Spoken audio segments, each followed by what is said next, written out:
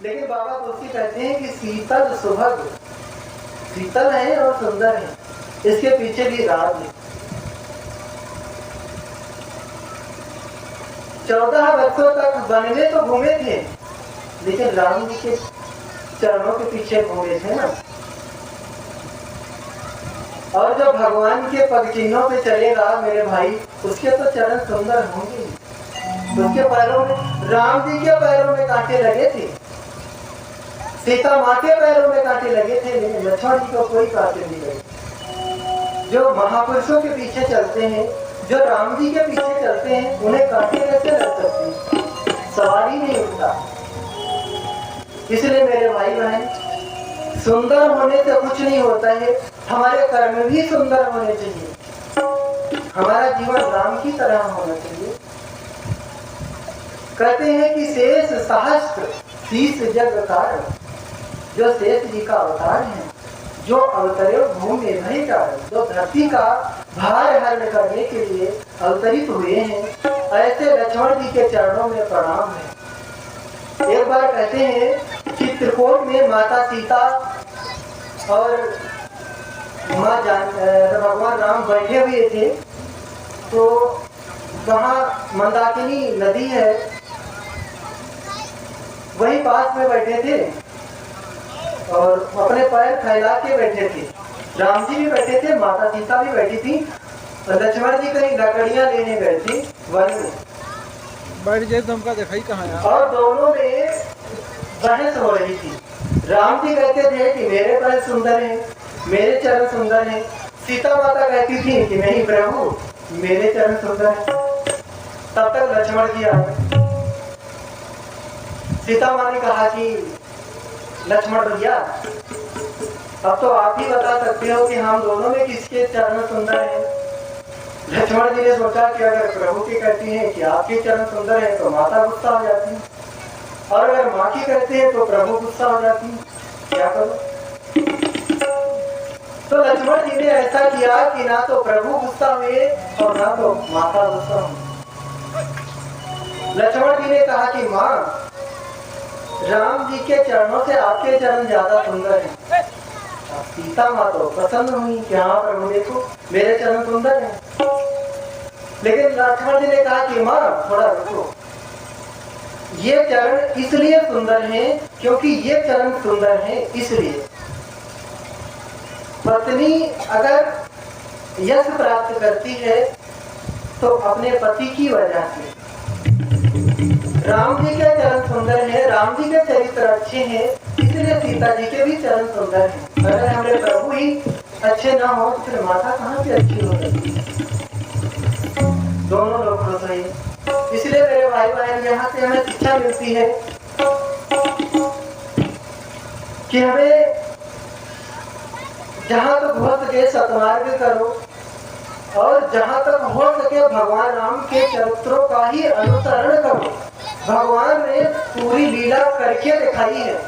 जैसे पिक्चर की जब शूटिंग होती है तो वहाँ के जो कलाकार लोग होते हैं वो कोई पाठ धारण करते हैं, कोई कलाकारी करते हैं। जब वो ठीक से नहीं निभा पाते हैं तो जो उनका डायरेक्टर होता है वो करके दिखाता है कि मैं करता हूँ, इस तरह से करो। ऐसे ही प्रभु ने संतों के द्वारा, महापुरुषों के द्वारा पहले जनता में धर्म प्रचार करवाते हैं। जब जनता नहीं समझती है तब फिर भगवान खुद अवतरित होते हैं कि अब हमें देखो और हमारे पद चिन्हों पे चलो। आगे बाबा तुलसी लक्ष्मण की वंदना के बाद शत्रुघ्न जी को प्रणाम करते हैं।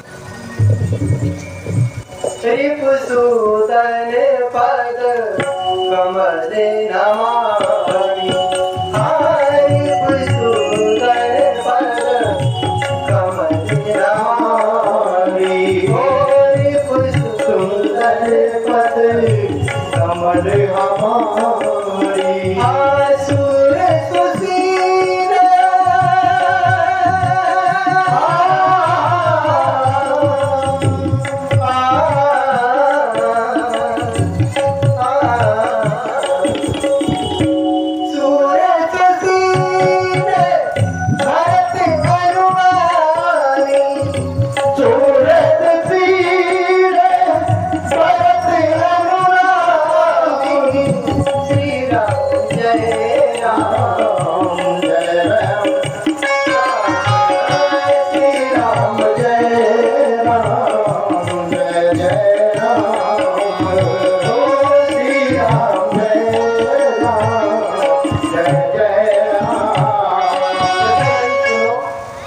आप सब लोग गाओ, अच्छा नहीं लगता। अपने यहाँ रामायण इतनी होती है ना, हमसे ज्यादा तो आप लोगों को चौपाई याद होगी, मुझसे भी ज्यादा याद होगी। और मुझे ये भी पता है कि आप लोग बहुत अच्छा गाते हो। जो अखंड पाठ होता है मैं सुनता हूँ, इतने भाव से गाँव में गाते हो, साथ में भी गाओ, अच्छा लगेगा। आपको पता है ना, जब किसी की मृत्यु हो जाती है तो उसमें सब बोलते हैं, जो साथ में होते हैं सब बोलते हैं, लेकिन एक व्यक्ति नहीं बोलता है, जो कंधे पे होता है। तो जो ना बोले ना, समझ जाओ। सब लोग गाओ, जो ना गाए उसके पड़ोसी की कसम है। सब लोग प्यार से 9 दिन है माताओं, आप, मैं तो आपका लड़का ही हूँगा, मेरे सामने क्या करवाना। सब लोग आओ, अच्छा लगेगा। एक जगह में कथा कर रहा था, तो 3 घंटे कथा चली। 3 घंटे कथा चलने के बाद एक महापुरुष आए और बोले, महाराज ये राम जी रावण थे या रावण का लंका वाला? 9 दिन कथा चलने के बाद में पूछा। इस तरह से मत सुनो, कोई फायदा नहीं। कई ऐसे श्रोता होते हैं, उन्हें देख देख के खुद को नींद आती है, ऐसे देखेंगे टकटकी लगाती, ना हंसेंगे ना बोलेंगे ना रोएंगे ना गाएंगे, अरे मस्त रहो। श्री राम जय राम, जय जय राम, श्री राम जय राम, जय राम। सभी बोले श्री राम जय राम, जय जय राम। बोलो श्री राम जय राम, जय जय राम, श्री राम जय राम, जय जय राम, श्री राम जय राम, जय जय राम, श्री राम जय राम, जय जय राम, श्री राम जय राम, जय जय राम, श्री राम जय राम, जय जय राम, श्री राम जय राम, जय जय राम। शत्रुघ्न जी को प्रणाम किया है और पता है क्या कहा? सूर सुशील भरत अनुगामी। लक्ष्मण शत्रुघ्न जी को सूर बोला है, बहुत बड़े पहलवान थे शत्रुघ्न जी। और आप लोग रामायण पढ़ते हैं, देखा होगा सुना होगा, शत्रुघ्न जी ने कभी युद्ध नहीं किया। अब जिसने कभी युद्ध ना किया हो उसे हम पहलवान कहें कि भाई आप बहुत ताकतवर हैं, अच्छा नहीं लगता ना। लेकिन बाबा तुलसी ने कहा है तो कुछ सोच समझ के ही कहा होगा। असल में राम जी ने रावण को मारा, लक्ष्मण जी ने शूर्पणखा को घायल किया, लेकिन शत्रुघ्न जी ने मंथरा के ऊपर तब प्रहार किया था। शत्रुघ्न जी ने कभी युद्ध नहीं किया। एक बार उत्तरकांड में वाल्मीकि रामायण में ऐसी कथा आती है, एक लवणासुर नामक दैत्य था, उसको मारने के लिए शत्रुघ्न जी गए थे। तो राम जी ने सब भाइयों से कहा कि भाई कौन जाएगा? तो शत्रुघ्न जी ने कहा था कि बड़े भैया अगर आप कहें तो उसको मैं मार के आता हूँ। तो राम जी ने कहा कि ठीक है, आप उसको मारे जाके, लेकिन उसे मारेंगे तो वहां का राज्य खाली हो जाएगा, इसलिए मैं राज्य अभिषेक की सामग्री भी साथ में देता हूँ, आज से वहां के राजा आप होंगे। कभी लड़े नहीं, और एक बार लड़े तो भगवान ने हमेशा हमेशा के लिए दूर कर दिया। उन्हें बाबा जी ने शत्रुहंता कहा है। क्यों? क्योंकि राम जी ने जिन शत्रुओं को मारा वो सब बाहरी शत्रु थे, और शत्रुघ्न जी ने मंथरा के कब्र पर प्रहार किया था। मंथरा अंदर की शत्रु थी, मंथरा के भीतर लोभ था। लोभ जैसे शत्रु का भी जो दमन करे वो है शत्रुघ्न। इसलिए बाबा तुलसी कहते हैं सूर सुशील भरत जन्मेगा। लक्ष्मण जी बहुत बड़े सूर थे, ताकतवर थे, क्योंकि उन्होंने लोभ का खंडन किया है। शत्रुघ्न जी के वंदना के बाद बाबा तुलसी हनुमान जी को प्रणाम करते हैं। महावीर बिनवम हनुमाना, महावीर बिनवम हनुमाना, राम दास जस आपन बखाना, राम दास जस आपन बखाना, राम दास जस आपन बखाना। ओ श्री राम जय राम जय जय राम, ओ श्री राम जय राम जय जय राम, श्री राम जय राम जय जय राम। हनुमान जी को प्रणाम किया। जो सूर हैं, अक्सर देखा जाता है जो पहलवान होते हैं वो सुशील नहीं होते हैं, बहुत अहंकारी होते हैं, वे हमें ताकत है, लेकिन नहीं, सूर सुशील। महावीर बिनवो हनुमाना, हनुमान जी महावीर हैं, उनको प्रणाम करूं और राम दास जस आप बखाना। एक बार कहते हैं भगवान राम ने हनुमान जी से कहा कि भाई हनुमान, तू मेरे से कुछ मांग ले। तो हनुमान जी ने कहा कि प्रभु मैं क्या मांगू, आपने मुझे सब कुछ तो दिया है, अपने चरणों की सेवा दी है, और क्या चाहिए। तो भगवान ने कहा कि नहीं हनुमान, तू कुछ मांग, मुझसे मांगेगा तो मुझे बड़ी प्रसन्नता होगी। तो हनुमान जी ने कहा कि भाई मैं क्या मांगू। अच्छा प्रभु, आप देना ही चाहते हो तो ये काम करो, मेरे हृदय में आप धनुष बाण लेकर के विराजमान हो जाओ। बस ही राम सर चाप। भगवान ने कहा कि भाई किसी के हृदय में धनुष बाण लेके बैठूं, कहीं हृदय में चुभ गया तो। हनुमान जी ने कहा कि नहीं प्रभु, आप धनुष बाण लेके ही मेरे हृदय में विराजमान हो। क्यों? मैं जीव हूँ, मेरे अंदर विकार आ सकते हैं, और आप धनुष बाण लिए बैठे होंगे तो उनका 2 मिनट में खंडन कर देंगे। इसलिए मुझे तो धनुष बाण वाले राम जी ही अच्छे लगते हैं। इसलिए बाबा तुलसी लिखते हैं प्रणमो पवन कुमार,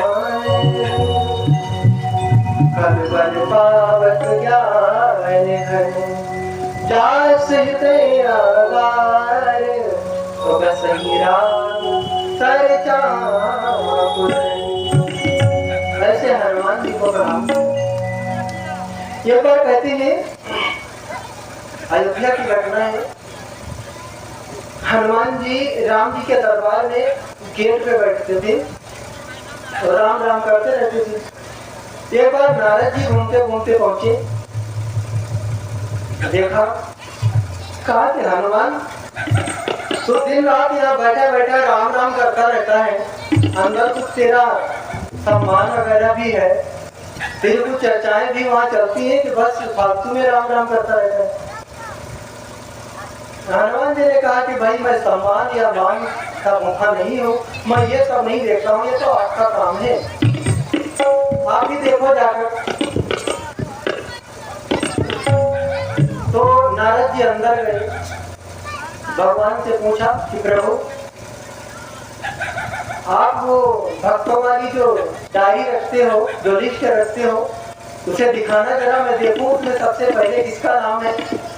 तो राम ने दिखाई जो भक्तों वाली लिस्ट थी, तो देखा सबसे पहले नारद जी, उसके बाद संत महात्मा, सबके नाम। नारद जी अंदर से फूले हुए आए कि देखो बड़ा राम राम करता रहता है, गेट पे बैठा रहता है, अंदर इसका नाम भी नहीं। और मेरा तो सबसे पहले नाम है। हनुमान जी से बताया कि बड़ा यहाँ राम राम करता रहता है, अंदर तो तेरा नाम भी नहीं है। हनुमान जी मुस्कुराए, कहा कि वो तो ठीक है, आपने भगवान की पर्सनल डायरी नहीं देखी होगी। नारद जी ने कहा कि भगवान कोई पर्सनल डायरी भी रखते हैं? कहा कि हाँ। अच्छा, अभी देखिए आता हूँ। अंदर प्रभु आप कोई पर्सनल डायरी भी रखते हो? राम जी ने कहा कि हाँ। नारद जी ने कहा दिखाना। देखा तो सबसे पहले हनुमान जी का नाम, उसके बाद ब्रज की गोपियों का नाम, ध्रुव जी का नाम, प्रहलाद जी का नाम, लेकिन नारद जी का नाम नहीं। नारद जी ने डायरी पकड़ाई और पीछे से निकल गए। इतना हनुमान जी का प्रेम था राम जी के चरणों में, इसलिए हनुमान जी ने कहा कि प्रभु आप हमारे हृदय में धनुष बांधने करके विराजमान हो, ताकि मेरे अंदर कभी विकार आए ही ना। उसके बाद कपिपति, रीछ, जामवंत जी, अंगद जी, नील, नल सभी को प्रणाम करते हैं। प्रणाम करते करते फिर बाबा तुलसी भगवान राम को प्रणाम करते हैं। बाबा तुलसी ने राम जी को तो एक चौपाई में प्रणाम किया, सीता माँ को प्रणाम किया, राम जी को किया, लेकिन राम नाम की महिमा बहुत मानस में गाई है। आप लोग करते होंगे, नाम को बहुत बढ़ाई दीजिए। सीता माँ को प्रणाम किया है। जनक सुता जग जननी जानकी, जनक सुता जग जननी जानकी, अतिशय प्रिय करुणानिधान, अतिशय प्रिय करुणानिधान की, अतिशय प्रिय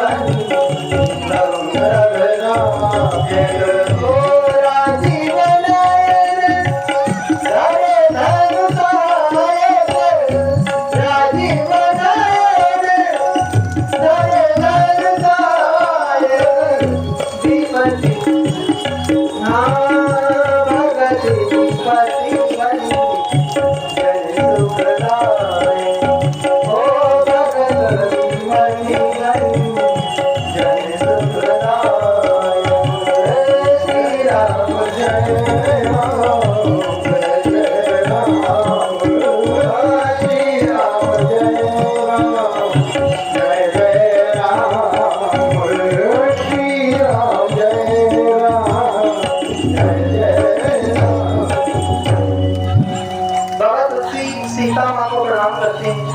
जनक सुता जग जननी जानकी, अतिशय प्रिय करुणानिधान, ताकि युग पद कमल मनाओ और जासु कृपा निर्मल मति पाओ।